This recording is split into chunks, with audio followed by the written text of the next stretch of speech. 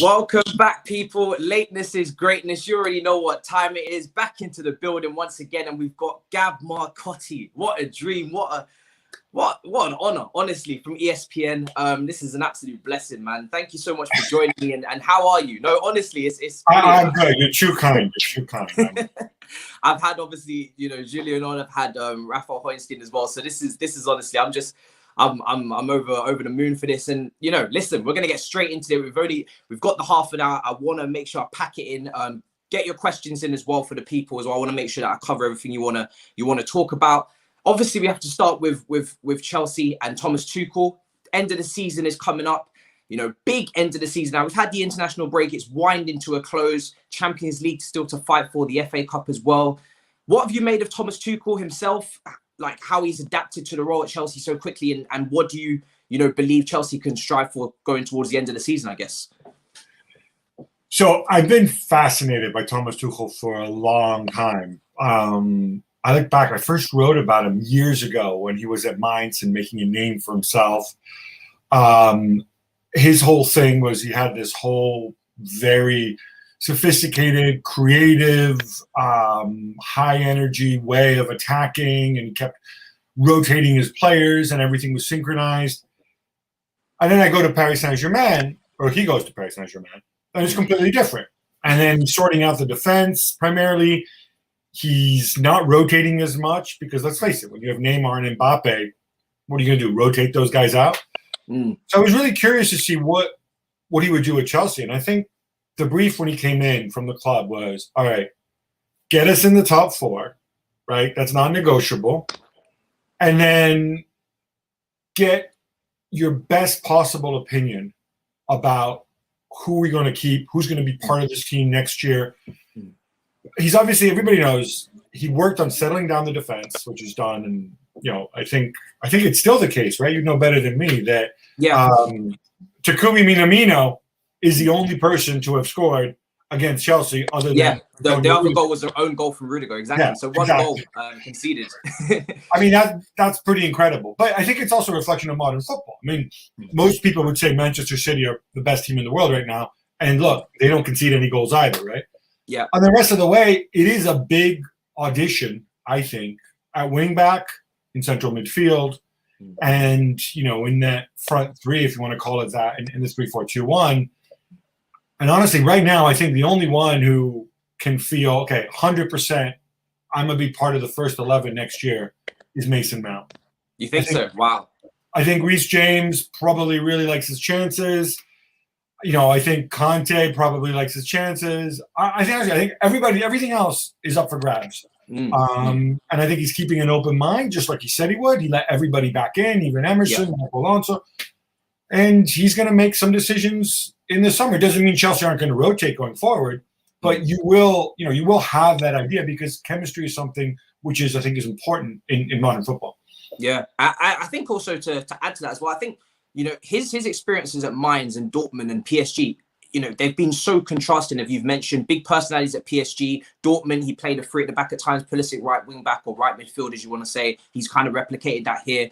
I feel like all of those experiences have kind of maybe brought, all of it combined to bring to Chelsea in terms of now the whole package, the way that he is in the media, the way that he's been with quite a bolstered squad, quite a big squad on average, and he's been able to rotate and keep everybody happy as well. So I feel like all those experiences have kind of helped him. Do you feel like his mandate and his main appointment would obviously, the fact that he's German and it relates to Timo Werner and Kai Havertz, the new signers, do you feel like that was always a big part of it? And is that still a big thing for him going into next season to get the best out of those players for him to be successful, do you feel? I'm going to shed light on an industry secret here. Lovely. Chelsea have people who are paid to talk to the media and say things. Other people at Chelsea talk to the media because they think it's in their interest to do so. Along the way, somebody, I don't know if it was somebody, one of the people who's paid to talk to the media or one of the people who just put this out there like, oh, we need a German-speaking coach for Werner and Havertz. I mean, come on, man. It's 2021. Honestly. I refuse to believe that Chelsea actually believe this. I refuse to believe that Thomas Tuchel, who worked with so many different players from all over the world, that anybody in 2021 is going to make a decision based on this. Maybe they like Tuchel because they like the formation of some of the general beliefs that run through German coaching. It's obviously very much in vogue. Maybe they like him because he was able to handle big egos at Paris Saint-Germain. Yeah. Maybe there's a million different reasons, but come on, it's not going to be the fact that the dude speaks German. Am I right? They tried to simplify it for him, in the press. That was what was quoted. They're looking for a German coach, Nagelsmann. The other thing is, look, if there's one country, outside of the UK where people speak English well, it's Germany, right? It's Scandinavia, Holland, and Germany. All those dudes speak good English. I don't look, and also, more importantly, I kind of view. All right, Havertz is obviously the big long-term gamble with a huge upside and a huge fee, right? You want to put him, in the best possible condition to succeed. But I'm not going to get Timo Werner, his own personal coach, right? When did Paris Saint-Germain personal trainer? Look, did Paris Saint-Germain, who had committed the whole house to Neymar, say, "Ooh, I better get a Brazilian dude from Sao Paulo to go and speak in the local Sao Paulo accent to get the best out of me"? No, I don't buy that at all. Yeah, I've been immensely impressed with him across the board. Obviously, like I said, in the media, he's been absolutely brilliant the way that he's dealt with the British media straight from the beginning. He literally had 24 hours since he touched down on the plane against Wolves, and he managed to cook up a good recipe to deal with them as well on the counter. His counter press, I think his team with the counter press has been brilliant. They win the ball back with high intensity really well. They build up from the back really well. I was really impressed with against Atletico Madrid. I'm sure you got to see that game. They built up from the back really well, despite maybe not having ball playing defenders like Zuma. You wouldn't really say he's a ball playing centre back. No. Christensen was missing, Azpilicueta, Mendy in goal, but they still managed to move that ball up the field in a really really good way. There was very, very good out from the back. What have you made of him being able to implement parts of his philosophy and his identity into this team so quickly in a very condensed season where there's not much time to work with the players? That's been the thing one of the things that has really impressed me the most about him and about the way he works. Because that's a common complaint from everybody, right? You don't have time to work this season. So that generally means you're going to do stuff that's a bit less sophisticated because you've got less time, right? Yeah. And on top of that, up front, he's rotating more players, so they get even less time because you have less of the combinations. I think especially what he's done defensively has been impressive. And those guys you mentioned there, let's go back, right? Rudiger, I had people telling me was finished. Zuma was a guy who, because he was right? Yeah. Christensen, they were trying to offload because Christensen is soft, supposedly. Yeah. Thiago Silva is old. Azpilicueta is past his sell-by the date. Marco Alonso, I have people like expert tell me, Marco Alonso, not good enough. Can't defend. Worthless. Again, I testify. Reece James is a winger. He can't defend. I'm like, guys, these guys didn't become terrible overnight. And none of these people, I think, I'm in the Reece James camp. I think he can be a superstar one day. I genuinely believe that. Thiago Silva was a superstar, but none of these other guys are going to be superstars necessarily. But what he's done is he's gotten the best out of them. He's done it in double quick time. Yeah. And that's a real credit to him. And I think Christensen, for example, is somebody who can contribute to Chelsea going forward. It's not somebody Chelsea absolutely need to go and sell to raise money or whatever, which is maybe what his profile was earlier. So all credit to him. Yeah, and again, credit to him as well for seeing the group of players, their strengths, their weaknesses, their attributes, and putting them in a system that complements them and hides their weaknesses and frailties. Like you said, with some of those players, Alonso, maybe a lack of pace, is better at left wing back. Christensen in the middle of a back three, protected by the right and the left. I also want to, before we move on to Inter Milan as well, because there's just so much to discuss there. What have you made of Chelsea in terms of, let me get this right, their overall structure in terms of the way that they build now? They've got their formation. Do you feel like Thomas Tuchel will change that next season, or do you feel like this suits the players that he's got? And I've always been of the thought train that if he was to change formation next season, and like a lot of people are hoping, maybe a four at the back, he would actually have to maybe change more players. How do you feel? Do you feel like he will change the formation next season? So I'm not 100. I don't think necessarily you can play a back four and carry Alonso at left back. So if he does move to a back four, for example, that might be where we see Chilwell returning as a full-time starter, for example. Yeah. I think what he's going to do is he's going to just make decisions based on personnel. I think we're going to see more of a core of 13, 14 players who are going to be his basic personnel, and he's going to look at the formation around that. Can Timo Werner play center forward? Should he play in a two? Should he play on the wing? Kai Havertz is obviously the $1 million question. What position does he actually play? How do you get the best out of him? I've had the fortune of seeing Havertz seeing him play in person 3 times, once before he came over and then twice at Chelsea. Yeah. The guy is such a natural footballer. It's absolutely remarkable. And you see so much raw material there in a way that you rarely see in young players like that. So I think everything's open. Now, at some point, he's going to have to go and say, all right, this is what I want to do, but not now. He's got the summer for it.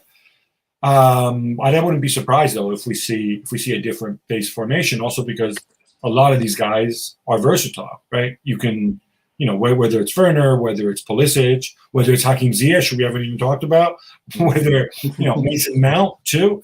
Yeah. So I think we're going to see that. Oh, one other guy, I need to stick up for him because, he is Italian. Go on. Italian.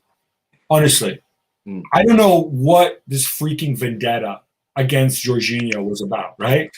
Honestly. Oh, you're preaching to the choir. Come on. Seriously, right? So Jorginho comes. Yeah. At first, everybody loves the fact that he passes the ball 1 million times. Yeah. Then nobody likes it. Then because nobody likes Sarri, said Jorginho, only plays because he's Sarri's love child. Yeah. Then Lamps comes. Everybody loves Lamps, right? What does Lamps do? Oh, look, he plays Jorginho, right? Vice captain. Exactly. Mm-hmm. And then this guy comes, and look, Jorginho's part of that rotation in the 3 midfield as well. And he gets a lot of minutes. Yep. And it does my freaking head in.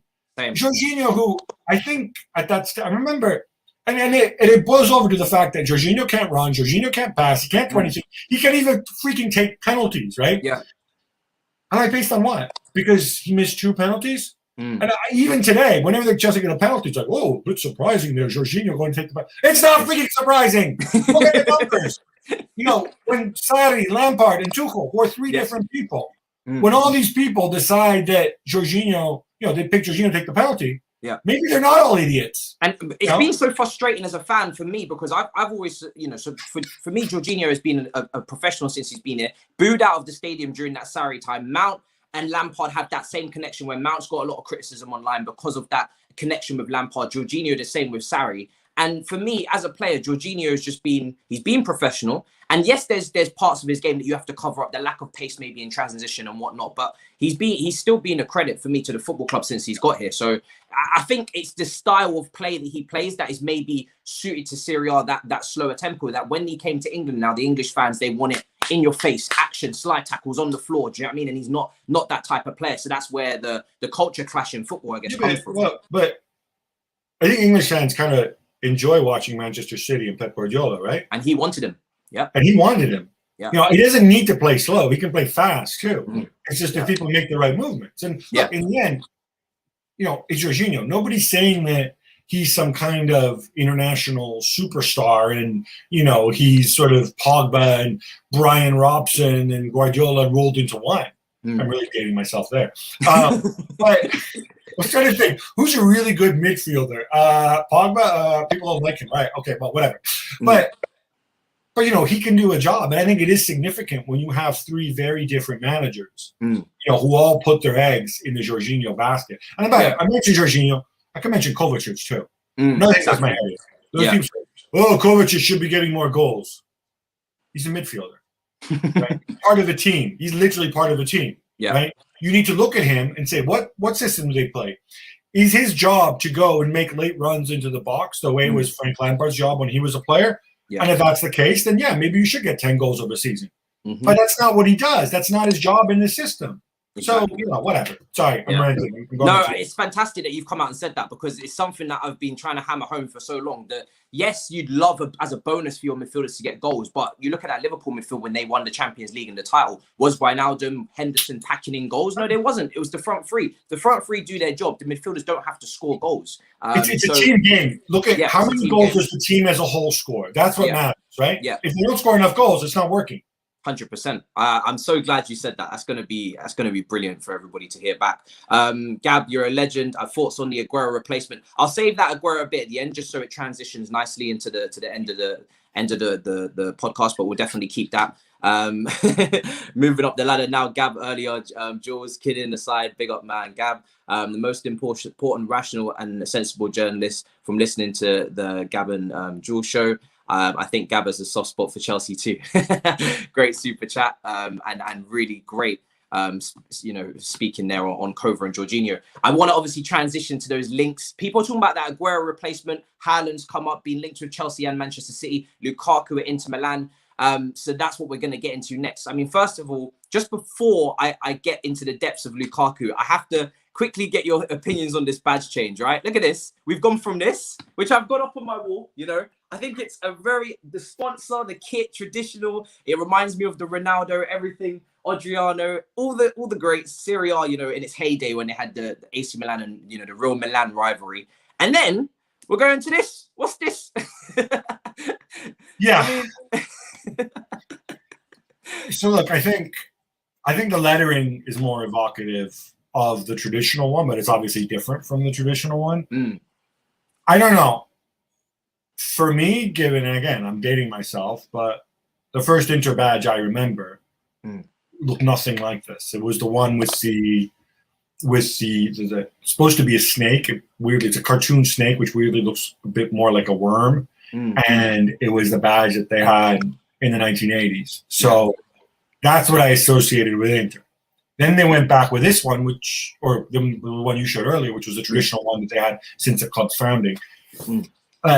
People react differently to it.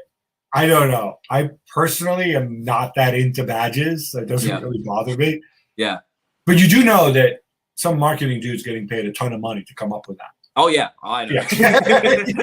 to modernize Italian football, I guess, because it happened with Juventus as well. So, I don't know. It kind of sucks the soul out of me just because I do like the traditional, but it is what it is. It's always going to move on. Chelsea had to change a badge as well in the early 2000s. So, it is what it is.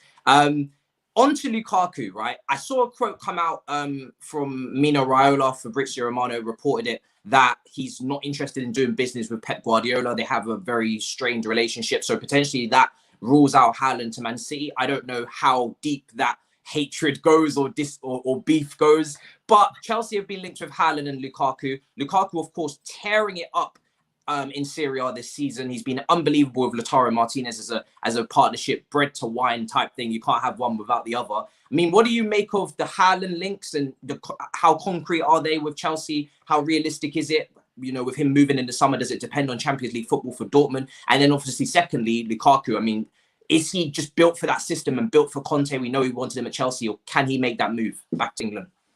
So I'll take Haaland first. And this is something that, Jules and I have talked about in the Gab&Juls Show. It's something that Jan-Åge Fjørtoft, who's known Haaland since he was a kid and obviously was a teammate of his dad, Alfie Haaland. I think we tend to agree with this. He has a release clause that obviously kicks in the summer of 2022. So if I'm Haaland, or if I'm his agent or his dad, I have no reason to move this summer.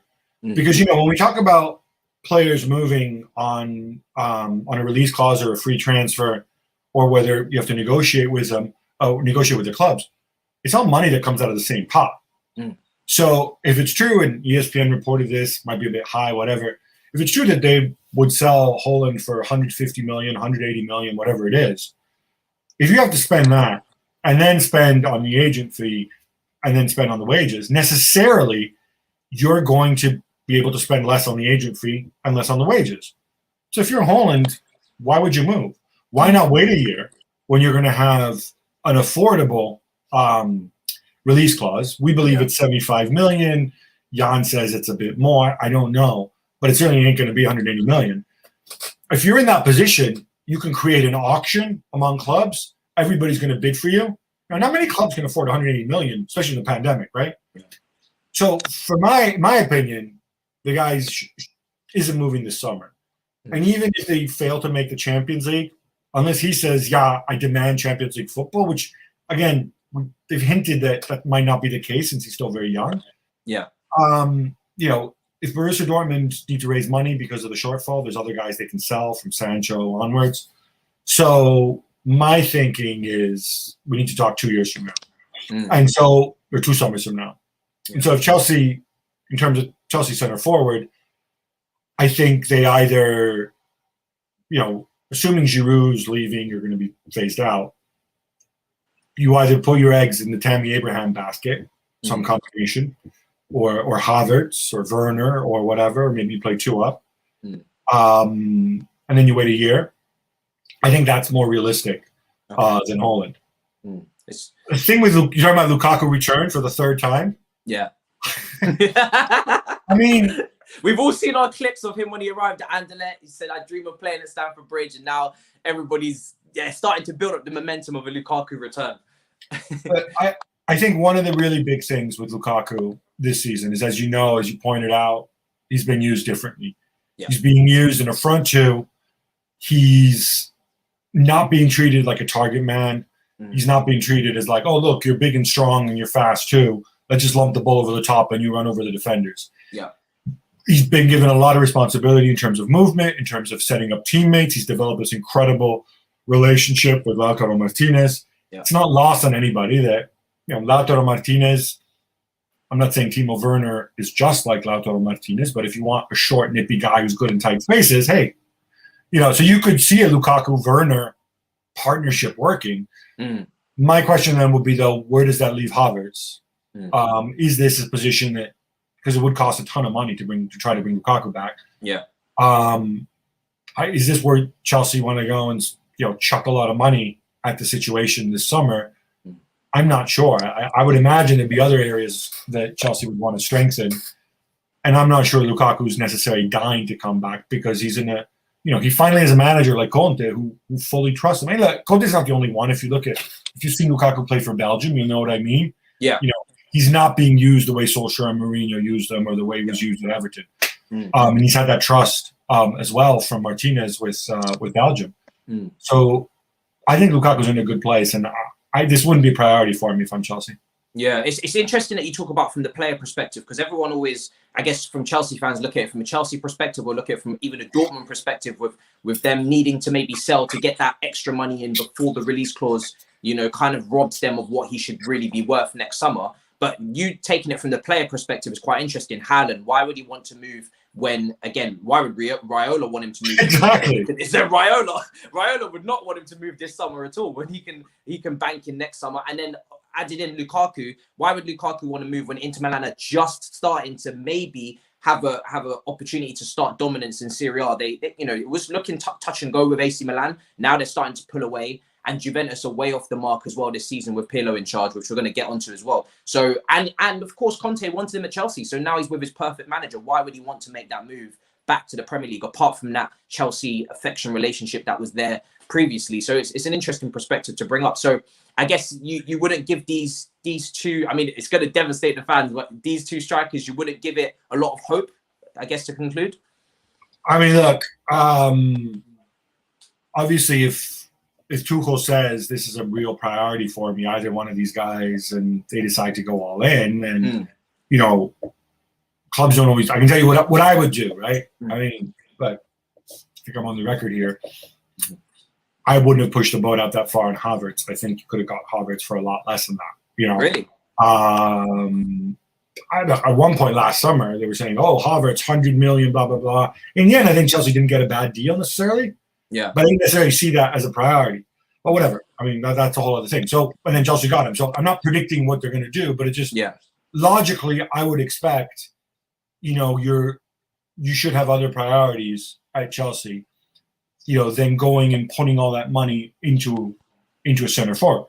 Yeah. Unless, you might do that if you think Abraham will never make the grade, which I think would be really harsh on him.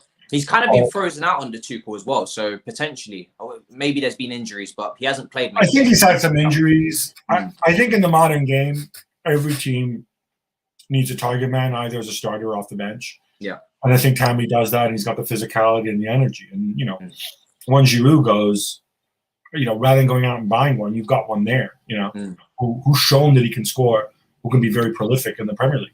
Yeah. And I want to go over to the rest of Milan as well. With AC, Tomori's been really impressive over there for AC Milan. He's managed to get a regular starting position in the team.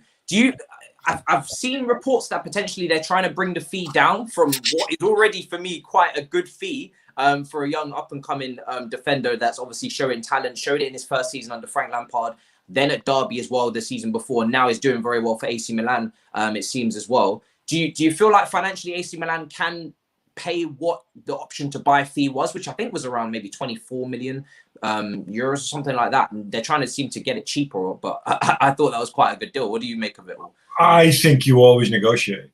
You always try to get the best possible deal for yourself. Because look, I'm just trying to go from memory how long Tomori's contract is with Chelsea. I think it might be 2024. Yeah. Decent amount of time. So if you're Tomori and you decide for whatever reason, no, I want to move to Milan, you've got a lot of leverage there, right? Yeah. Chelsea can't force you to go out on loan somewhere else. Chelsea could, leave you there another year on loan.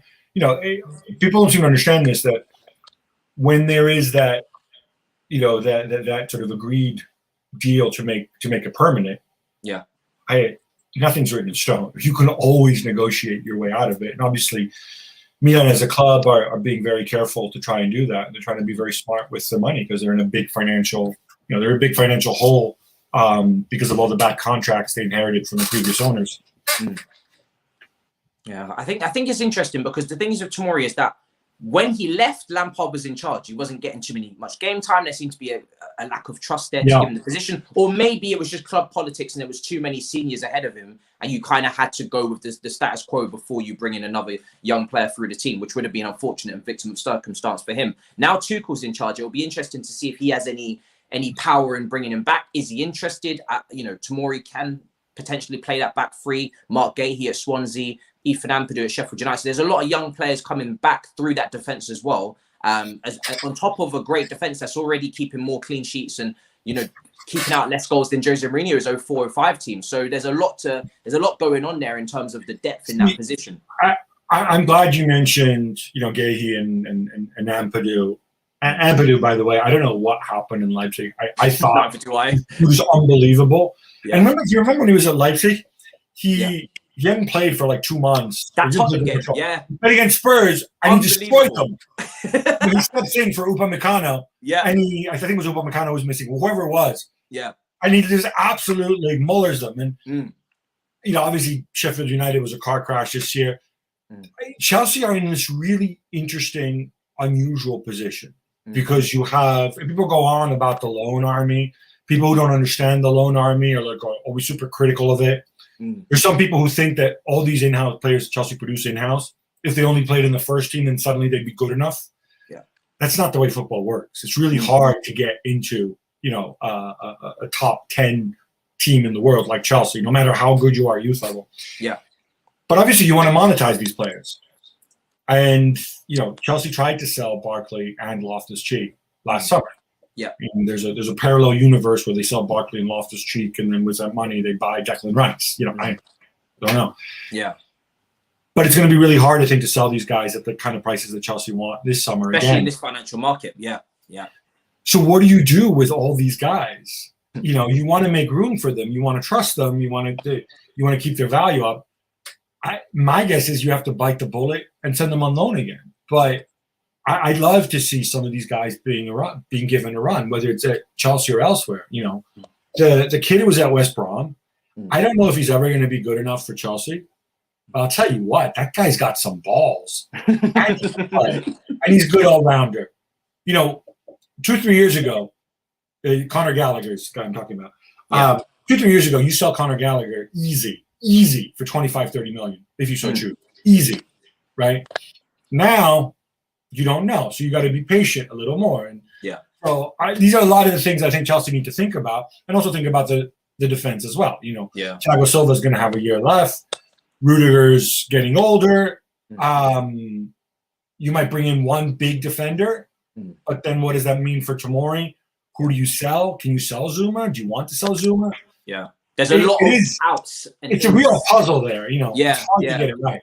There's a lot of players that I feel like Chelsea, when everybody comes back, it's going to be a massive squad. And before you can add your Haaland or Lukaku, whoever you want to talk about, you have to actually decide a lot of futures on the way out as well, which is obviously the way it has to work from business perspective. I want to get into Juventus as my main final topic as well. There's been a lot of young up-and-coming managers that are inexperienced coming through quite early, getting big jobs. Pirlo, Lampard, Solskjaer. Solskjaer had a lot of experience, but he maybe didn't have the CV to get that Man United job in the first place. Arteta is another one. Barcelona even tried to bring in Xavi. He said, no, I'm not ready. So do you feel like Juventus kind of messed up by getting rid of Sarri, which maybe kind of related to Ronaldo and how much they spent on him and not being really part of Sarri's system and maybe wanting to do his own thing? That was kind of the vibe that was given out. Do you feel like Juventus as a financial institution and the way that they've gone about trying to win the Champions League with bringing in Ronaldo, has that kind of hindered them with now having to sack Sarri, and now they've brought in Pirlo, who's very inexperienced, and they've kind of fallen off? Where do you kind of see everything in that respect? That's a really good question. I think they absolutely made the right decision in sacking Sarri. They thought, when they signed Sarri, they said, obviously, they did it because they wanted to play more attacking football, play the kind of high-press football, the kind of football that really every really good team in Europe plays, with the exception of Atletico Madrid. And some might feel, especially the performance against Chelsea, you might wonder how good Atletico actually are. But the problem with Sarri is that he abandoned that plan very early on. And what Sarri became very quickly was the Sarri that we had in the second half of the season at Chelsea. So much more results-oriented, and got Chelsea in the top four. They won the Europa League, whatever. That's what he would say. Sarri didn't have the personality to go and make that kind of fundamental change. And obviously Cristiano was in there too, and then you wonder what degree Cristiano can be part of it. Juventus decided to be more radical, and they went with Pirlo. They're fully committed to this change, and they're fully committed to it because they need to get younger, and because they want to change the way of playing to bring it in line with the way most good quality managers around Europe try to play. Yeah. So then the question is Pirlo the right guy for it? I think they rolled the dice on Pirlo because he's cheap and he can do the heavy lifting, in the sense that this is the direction of travel. They may not get there with Pirlo. If Pirlo screws up, what I feel pretty confident in saying is Pirlo will be replaced by somebody who can do what Pirlo was supposed to do and do it better. He's not going to be replaced by somebody he's not going to be replaced by Diego Simeone or Mourinho. Somebody's going to go back in the other direction, right? Yeah. Or Conte. The commitment to building through youth, energy, that's there. That's real from Juve, and it's partly a necessity, I think. It's interesting because there's a lot of parallels between Juventus and Chelsea in the way that they have transitioned from a Conte and an Allegri at Juventus, and the same with Conte and maybe Mourinho at Chelsea, to try and change to attacking football. Started with Sarri, didn't work out. Now Pirlo, Lampard, see if it can go, and then maybe into a Tuchel and maybe a Nagelsmann or whoever it could be for Juventus afterwards. So there's a lot of parallels there that are quite interesting. I'm going to wrap it up now, but just before I do, I have to circle it back to Chelsea and just get do you feel we can win the Champions League, the FA Cup? What's the Gab take on all of that, and just how far can Chelsea go under Tuchel, do you feel, this season? I mean, look, a short answer, FA Cup, Champions League. Are Chelsea the best team in Europe? No. But I do think that there are there's two outstanding teams in Europe. In fact, there's one outstanding team, which is Manchester City. And there's Bayern, who I think are clearly a notch above everybody else. Yeah. After that, I really think it's much of a muchness. There's nobody that Chelsea would play. In fact, none of the teams in the quarterfinals, except maybe Porto. And even then, they did Juventus, as we saw. They go out there and be like, you know, we got our backs up against the wall here. So I think a lot is going to depend on the draw. Certainly being so tight defensively means you're always in with a shot at the other end. So yeah, there's no reason Chelsea aren't in the mix, but they're not favorites. Yeah. FA Cup, obviously, you know, Man City. You know who's there, right? But again, it's really hard to play at that level all season. I'll tell you what, also about Man City. I mean, we had a long chat with Nadia Manoa on Monday on the Gab&Juls Show. Who, yeah, you know, I didn't know him well, but he's a super, super smart guy. Yeah, and he made the point again about City and how this whole one game at a time thing. It seems like a throwaway thing, but you know, this City side, they're one of the lowest. I think it might be the lowest scoring City team in Pep's history. It's not because they're not attacking, but when it's 1-0, when you start winning, he said, you know, they're just as happy winning 1-0 or 10-0 as long as they dominate and whatever. Yeah. It's true. It's the right approach. But the reality of being 1-0 up is one screw up, and then all of a sudden the game changes, right? Yeah. So there's so much randomness, so many things that can happen. So yeah, I don't take it as read that they're automatically going to go and win the quadruple, you know, just because they're the best team in the world right now. Yeah, it's an interesting one because their defense, Diaz and everything has been much more solid this season. And obviously, like you said, they haven't been scoring as many goals. Chelsea haven't been great up front this season in terms of being ruthless. So it could be quite a tight game again, like the Atletico Madrid game. I'm going to wrap it up now. It's been an absolute pleasure. Gab is a very busy man, but I just want to make sure that you guys know, you know, make sure you follow the Gab&Juls Show. The link is in the description there as well. Brilliant show on ESPN. And like I said, I've been watching him on ESPN for God knows how long now. So it's an absolute pleasure to have you on. Any final things you wanna say as well, just to talk about the show? Yeah, I just want to flag something up. And it is, I guess, Chelsea related, but Gianluca Vialli, who I'm very close with, he and I worked together on a book. If you go to my Twitter profile, it's my pinned tweet. As you know, Luca was ill and was quite unwell for a while. Now he's doing better. He's involved with the Italian national side. He wanted to put this book out. It's 90+1 inspirational stories. It's these little profiles. They're stories from sport. They're all about athletes, people related to sport. Little bios of them, stories that might be familiar, might not be familiar. Each one is paired up with a little mantra or a saying. And, you know, these are tough times. And the idea is it's a kind of book that maybe you buy and, you know, you don't necessarily even have to like sport. But you read the little story, you read the mantra, and you get lifted. It's uplifting, right? It picks you up. It certainly helped Luke a lot when he was unwell. We're quite proud of it. So I think it makes a great gift, or I think it's something that, you know, we could all use a pick me up, you know, 100%. Given what we've all been through in the last year.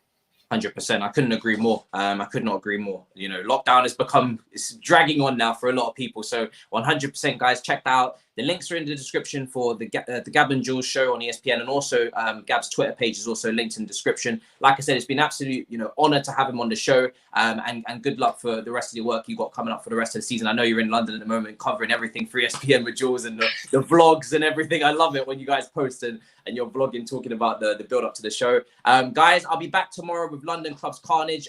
Also, final rest in peace to Claude as well at AFTV. Former AFTV as well. And listen, you know, rest in peace to him, and condolences to all of his family. And guys, listen, I will see you tomorrow for London Club's Carnage at 1 p.m. with Lee, Toby, and West Ham Way as well. So in a bit, people, thank you so much, and in a bit, peace.